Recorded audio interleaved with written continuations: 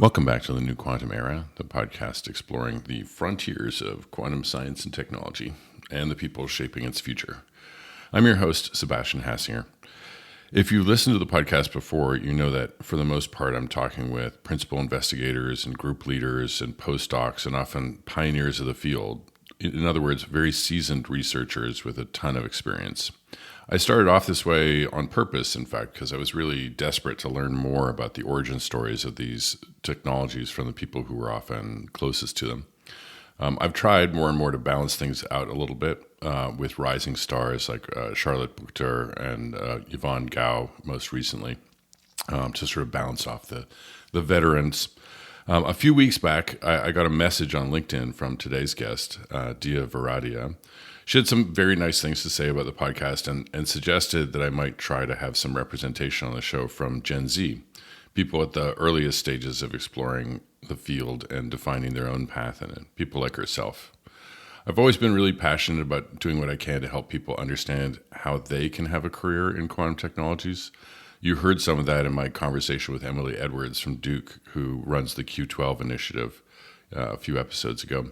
I've always loved how much, for example, the IBM quantum team has invested in education and outreach, and I feel the same for others with the same dedication. So I was immediately bought in to Deeya's idea, and then I skimmed her LinkedIn profile and quickly realized she's an exceptional example of a highly motivated young person who no doubt will find a valuable role to play in the future.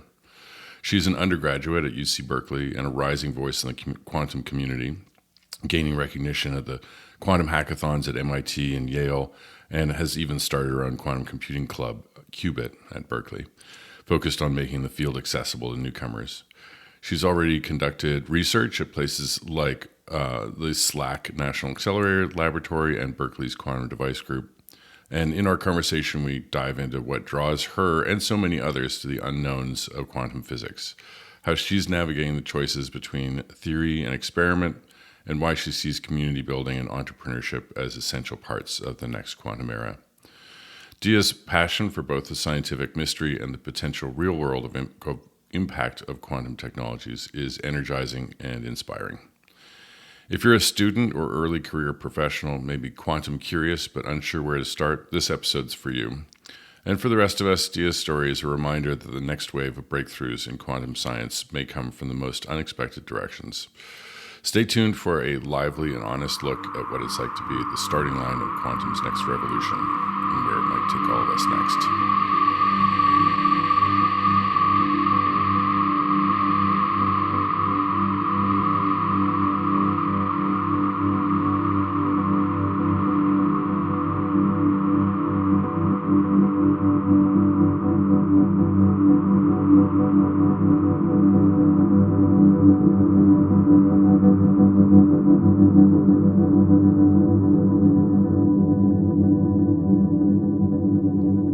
Hi, Deeya. How are you?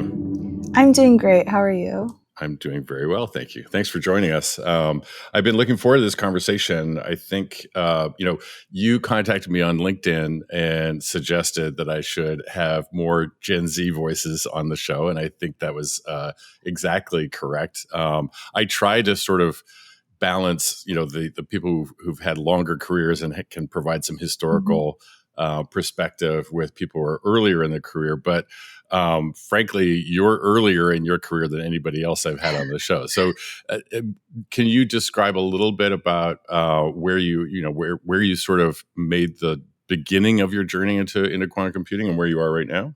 Yeah, sure. And thank you so much for having me. I have been a big fan of this podcast for a while. And I think just having younger voices in that representation is very important so that everyone can get involved in this field. But I guess I can give a little bit of background about myself. Please. But my interest in science actually started in a really funny way, I would say. Back when I was really little, before I would go to school, I'd watch this TV show called Martha Speaks. I don't know if anyone else is familiar with that, but they had this one episode with Neil deGrasse Tyson giving a seminar. And something about that just clicked for me. And it really sparked my interest in, at that time, astronomy and space science. But I think really what drew me to that field is that it was really unknown. there's so much that we don't know about space. It's a very unexplored frontier and that we're just beginning to breach. And I think similarly, that's what drew me to quantum because of how unknown and novel this field is. I think there's so many opportunities to explore and make really cool discoveries. So I think that at least in college, I chose to major in engineering physics because I wanted to be in the space really where theory and application meet. And in college, I found quantum computing through the IBM Qiskit Summer School. Okay. Started that actually the summer before I started college. Realized how cool this was. And since then, I've been really exploring it from every angle I can. Currently doing research at SLAC and Berkeley's Quantum Devices Group. I've also explored more of the quantum materials side through the DoD's Quest Lab, also applications of algorithms through hackathons, etc. Really trying to explore this space and make the best use of it as I can. Yeah, I mean, I was really struck by our initial exchange, but also your LinkedIn page. You sort of list all of these experiences, and they're really diverse. You've gone, UC Berkeley, SLAC at Stanford, the Qiskit Summer Camp, the Army Research Office. How did you find all of those different opportunities? What was the sort of the method behind that? Yeah, I mean, I think my experiences are definitely diverse in the sense that I'm trying to figure out what part of this field I really want to pursue in the future. People say quantum computing or just quantum generally is a very niche field, but that's certainly not true. It's just a way to describe the size of a field. And in a sense, there are so many different things from algorithms to more of the hardware material side. But in terms of actually finding these opportunities, as I mentioned, the first thing I did was actually do IBM's Qiskit Summer School. And I feel like there are ways to get involved through that, but also just seeing what resources are out there for undergrads. Even though this is a field that is mainly geared towards grad students and people early in their career, there are definitely lots of opportunities to get involved. One thing that I've made good use of is quantum hackathons. So I participated in both the MIT IQ Hack, Yale's Y Quantum, and there are other hackathons. Like I know there's Qiskit hackathons, and really just hackathons across the Unitary world. Foundation has a hackathon. There are a ton of them. Yeah. And did you go into that with some degree of programming skills, but no particular domain knowledge in quantum computing itself? Yeah, so the first time that I actually participated in a hackathon was this past year. And it was this February, earlier this year. And I had programming experience in Python, but not so much. And you'd done the Qiskit Summer Camp. So I had done the Qiskit Summer Camp. I knew a little bit about how gates and operations worked. But really, I think that was a good chance for me to explore the applications and see, okay, I have these building blocks, but how can I use them to actually produce something valuable and meaningful? And both those hackathons and every hackathon in general has different tracks that you can explore. So there's maybe some that are more on the theory side and some that are applications. So for the MIT hackathon, I explored Lindbladian and Hamiltonian simulations and understanding open versus closed quantum systems. Whereas Y Quantum was more, I would say, application based and seeing how we could use different quantum algorithms in order to simulate disaster response. And so I think both of those were different flavors of ways that quantum computing can be explored. And I think there are definitely many opportunities for students to explore those different avenues. Yeah. And were those in person or entirely online or some hybrid? Yeah, so I attended both of those in person, but there are opportunities. I know Y Quantum was hybrid. I believe MIT also had a hybrid option. It's all about obviously what is most convenient for you. But if you do have the opportunity and the resources to be able to go in person, I think it's really great to just be able to meet other people in the field, make those connections. Actually, for MIT's hackathon, I went in with no team, really just met my teammates there. And they were amazing. And I actually got to network and meet other people in this community and especially other students, because those are kind of not the voices you normally hear. Right. And you've also just recently started a quantum computing club at UC Berkeley, right? Yeah. So I started a club along with a couple of my other friends called Qubit at Berkeley. And the goal of that is really to be able to explore more of the application side of quantum computing through partnerships with industry and really learning about the different applications of this field. And so it's been a good opportunity for us to get new members involved who have little to no quantum experience, just heard about this field and think it's interesting, and giving them the skills and the tools to be able to learn more and really contribute in interesting projects. So That's great. there's so many resources out there. Q Control has a great, just basic intro to quantum computing. It's just about finding those resources and joining things like clubs that can really help provide those resources and just create a community of students that are interested. Yeah, and I'd mentioned Qubit by Qubit as well. Has got some great online resources, and they do a summer camp, I think, or a periodic online class. And Q12, of course, the NSF funded project that Emily Edwards leads, is sort of a central, sort of clearinghouse for either self-paced or online education resources. So there's a lot of starting points. But so it's interesting, like you were saying about hackathon, the sort of the theory side of it, maybe algorithmic side of it, and then the application side. Do you think that there is this sort of bifurcated view of sort of what quantum computing eventually will be good for in an industrial setting versus the scientific exploration that's required to make it work better, basically, and what we can learn from it? I think right now the general attitude has kind of been a little bit segmented, but my personal perspective is that those are quite entangled, so to say. But the puns are unavoidable, I'm afraid. The puns are unavoidable when you're in this field. But I really do feel like there's a lot of overlap between the two. When we look at even just the algorithm side, being able to understand the different gates and understand how algorithms work is very important. But in order to do the application side, you need to understand that theory in the first place. So for example, a very common optimization algorithm is QUBO and using QAOA. But in order to understand why those optimization algorithms are useful and how they're better than maybe classical algorithms, you have to understand a little bit of the theory and of the background. And then understanding noisy versus non-noisy simulations too. All of these, I think, are very important foundational aspects that are more associated in right now with more of just like the academia algorithm side. But I think when we're looking into applications and especially seeing whether this field is going to become commercializable in the next couple of years, I think it's very important to have that background and to understand more of that side as well. Right. That's interesting.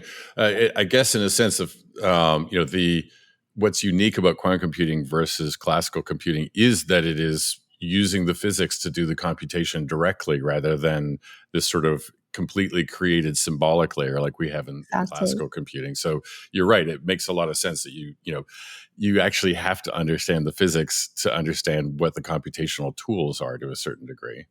Exactly. Yeah. That's interesting. And then the other sort of thing that's often cast as a duality that you're sort of, it sounds like you're kind of blurring the lines between is theory and experiment, right? I mean, the club you founded is experimental physicists, but you're also doing a lot of work in algorithms. So do you think of those as two sides of the same coin, or how do you think about that relationship? Yeah, I think theory and experiment has always been something that people have said, pick a track, really. Either you're going to become a theorist or you're going to become an experimentalist. And I feel like people decide that pretty early on and then they stick to one of those two tracks. But at least from my experience, I really wanted to explore both sides of the coin, understand both the theory and the experiment. And I've also found that similarly, they're very similar. And you need to understand elements of both. So for example, when I'm working more on the experimental side, here at SLAC, I'm actually working with a dilution fridge and being able to conduct experiments on superconducting qubits. But in order to do that experiment, you have to kind of understand the algorithm side as well. What are qubits useful for? Why are we actually doing all of these experiments in terms of readout? How will that actually help quantum computing and help our algorithm development? And so being able to understand the theory behind the experiment is very important to be able to understand where it's useful and what its applications are going to be. And I think that's true on the other side. Why do we do theory? Why do we need to understand these algorithms? And how can they be useful in experimental work as well? So I feel like just having a broader perspective and experiencing both sides has allowed me to form more of a holistic view of quantum in different sides. I've had experience from algorithms to more of the material science aspects, and all of them have provided a unique perspective that has influenced the way I think about this field. And so I wouldn't change anything about my journey in terms of exploring all these different angles and maybe not sticking to one path as is, I guess, more traditional, because I think it really has informed the way that I view all of this and seeing how different fields are connected. That's interesting. Yeah. So I guess you're not going to pick a track anytime soon. You're giving yourself that freedom. That's really interesting. And you mentioned Slack. So you're currently interning at Slack for the summer, right? Yes, I am. And describe a little bit about as somebody going to Slack for the first time, like what is going on at Slack? What's the type of work that's being done there, and what's the internship program like? Yeah, so Slack is doing some really interesting work. For those of you who don't know, it's one of the Department of Energy labs, and they, as compared to a lot of other national labs across the United States, are a lot more open with their work and is very open to collaboration with industry, also just collaboration with the general public, because a lot of the work is not under the same level of classification as other labs, which makes it a really great opportunity to kind of be able to understand all the different work that's being done here and its applications.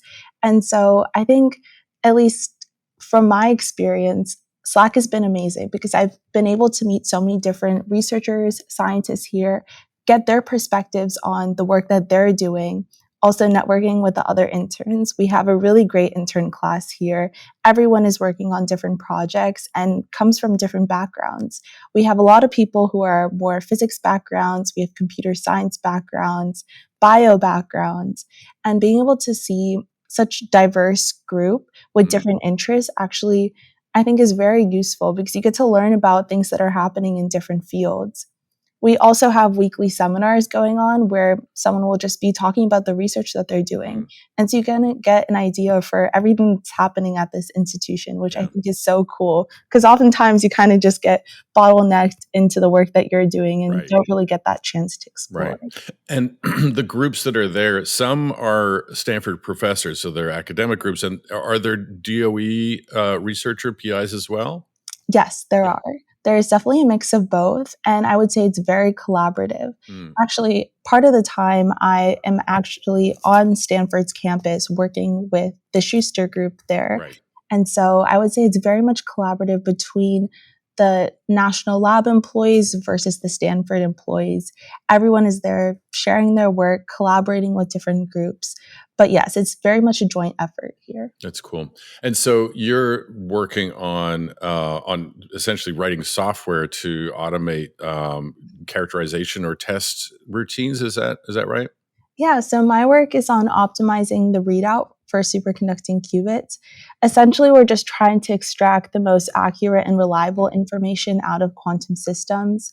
It involves running lots of different experiments like pulses like T1, Ramsey's, Stark pulse sequences to really characterize how well our qubits are performing and how we can improve them. That's cool. So you're writing, I guess, Python code. Yes. But interacting directly with the pulse wave generators and the control systems and sending signals down to the qubits in the bottom of the fridge and then getting the results back and interpreting them. Yeah. Exactly. So, I mean, that seems like there's that's sort of the core boundary line between the physical system and the classical control of that system, right? Is really there. It That's really definitely is interesting. the boundary, being able to understand how we have these machines connected to each other and really understanding how microwave pulses can impact our quantum systems is really important. That's cool. And then at UC Berkeley, you've been involved in photon detection, I think, right? So a different modality of Yeah. quantum information. So what was that experience like? That experience is amazing. So I work with the quantum devices group at Berkeley, supervised by ALP. And my work there, my long-term project is at least working on a single photon detector. And that experience has been amazing because in addition to that project, I've been able to work on a bunch of different side projects, like monitoring graphs for our dilution fridge to make sure the temperatures don't rise too high.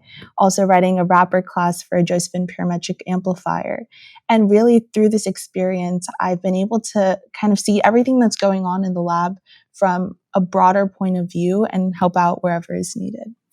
That's really great. And I mean, obviously, those experiences you're bringing into your quantum computing club experience and into these hackathons.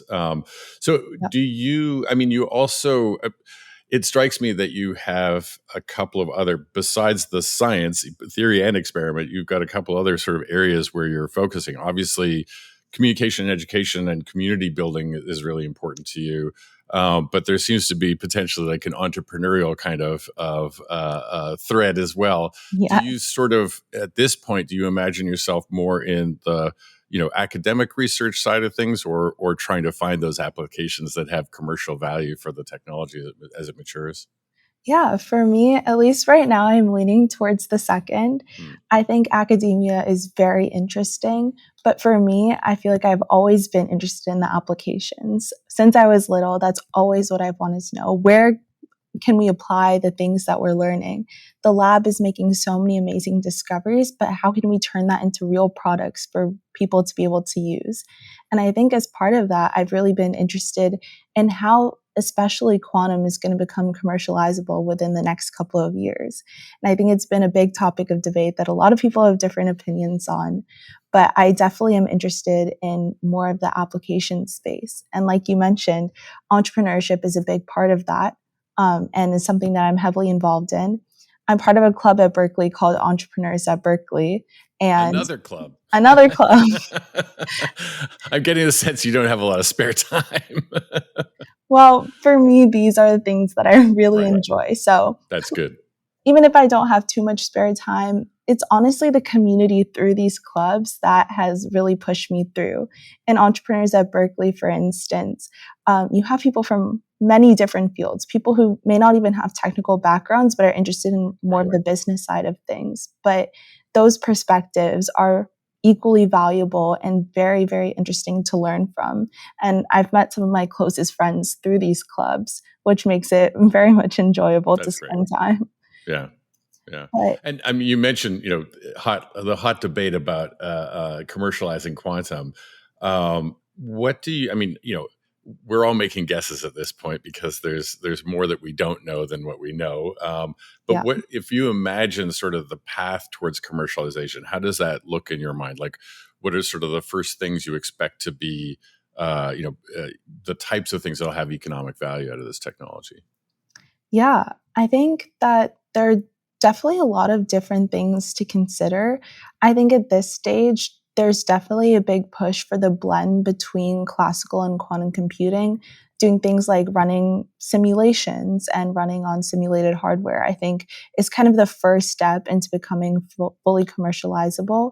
But I think it's just a question of seeing what sorts of technologies win out in the next couple of Mhm. years and seeing, I guess, where that path will go. I don't think I have the answer to that yet, and I don't know if anyone does. People have No, their predictions. clearly. But I think it's really interesting, and that's kind of what draws me to this Right, field is that we don't know where it's going, and right.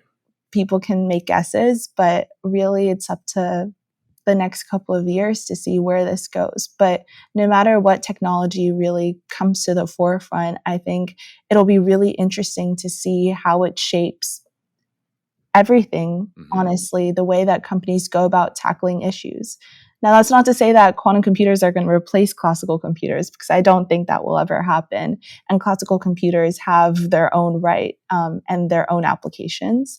But I do think it'll be interesting to see, at least on the broader scale, when we have very complicated problems where quantum computing can be more Right. useful, to see how those sorts of problems get shaped in the Right. future.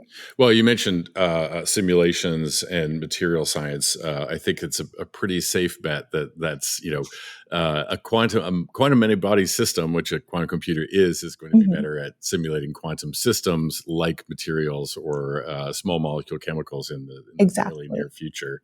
And the other thing that struck me is you were saying how the sort of cross-disciplinary nature of the interns at Slack or the domains that are present in the entrepreneurial group, that feels like it's going to be critical for identifying those opportunities. It's going to be people from other fields who you can sort of bring to quantum computing and say, look, we can do this thing that's valuable to you, right? I mean, that communication is going to be really critical, I think. Exactly. I think that learning from where other people need help, I think, is really important in seeing the applications of this field. And there are so many different applications. When you think about algorithms, you can look at the financial sector and modeling that, drug discovery and seeing how different molecules can be shaped to discover new applications. It's just very vast and very diverse. And only by listening to the perspectives of people who are experts in those fields can you really understand where the applications can come. That's really cool. So, I mean, looking forward, you're going to finish this internship. You'll go back to, the fall semester is coming up soon. Summer is Mhm. almost over. Oh, yeah. I know. And so, what's next after the undergraduate degree? What's sort of your thinking at this point? Yeah, I mean, this has been a big topic of debate with me, and I think that there's so many opportunities out there, and it's hard to know exactly what the right path is. And I think a big part in me trying to figure out that journey is speaking to different people. Here at Slack, I've had the chance to talk to so many different researchers to understand their paths. Um, and I do think that, especially in this field, there is kind of like a big push towards going to graduate school.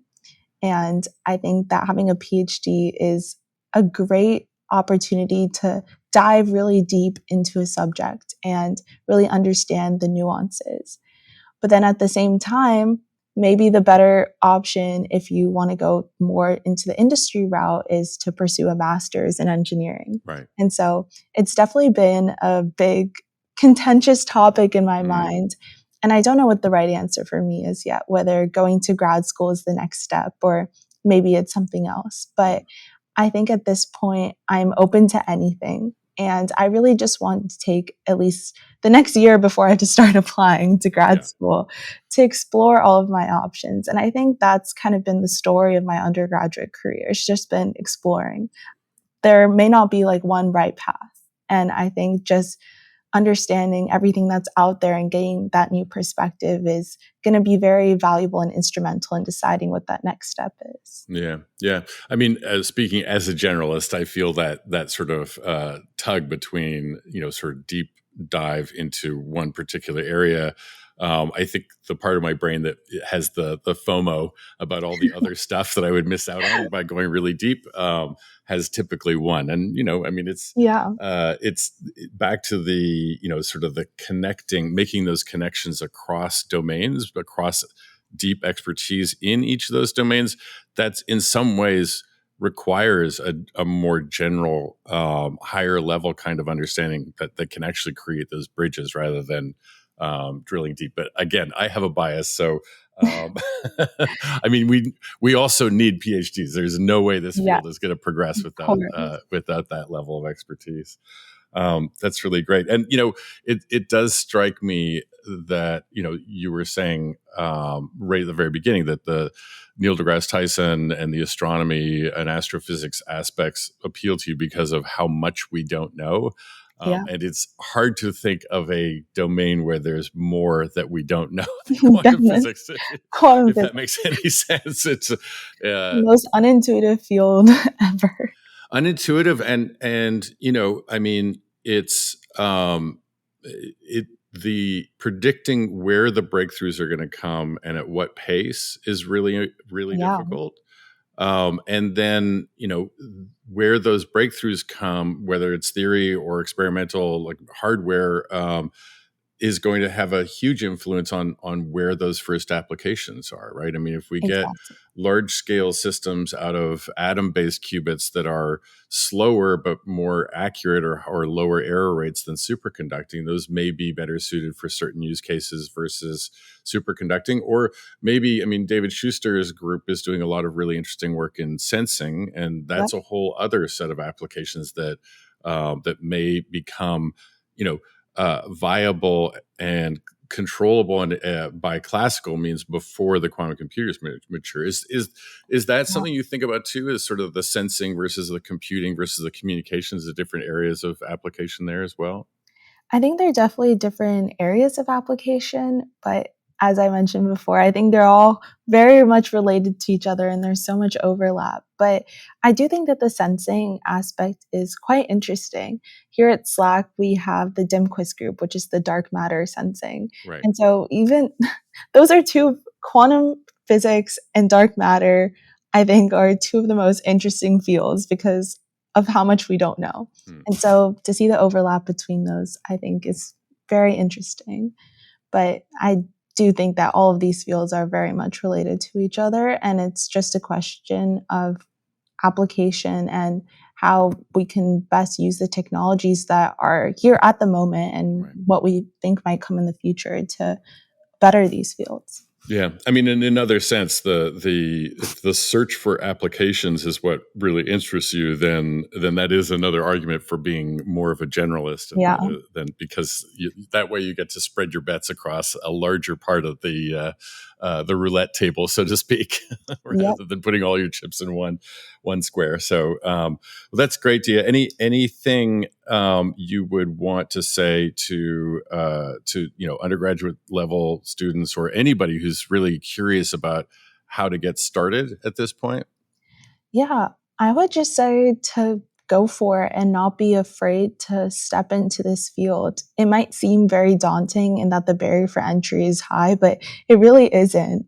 I feel like there are so many different opportunities now that are springing up, from hackathons to, I guess, just like different informational sessions. If you have the chance to attend even just like public lectures or webinars, um, IEEE Quantum Week is another great opportunity to get involved. Or just if you're interested in research, cold emailing professors and researchers. Or I podcast know, hosts? or podcast hosts. That also works. And you might get turned down, you might not get a response, but it only takes one person to believe in you to kind of get involved and step into this field. And I have seen that the people in quantum are some of the most open and willing to help as any I've ever seen because of how, I guess, new and novel this field is. There's a lack of young people who are ready to jump into this space. So if you're interested, just go for it. Just find a way to get involved, whether that be attending a hackathon. You don't have to have previous knowledge. You don't Right. even have to have coding background. You can just go show up and learn something. Yeah. And I think those experiences are equally valuable.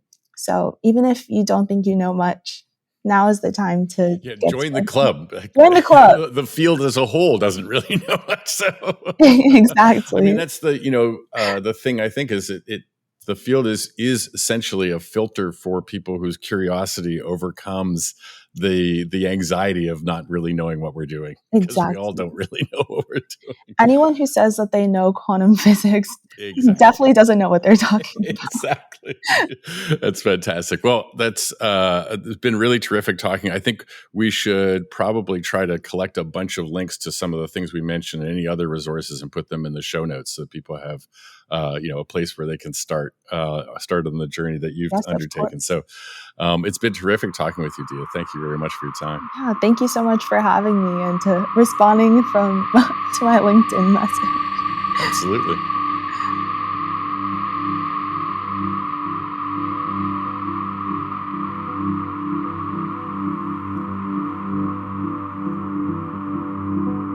Thank you for listening to another episode of the podcast, a production of the New Quantum Era, hosted by me, Sebastian Hassinger, with theme music by OCH.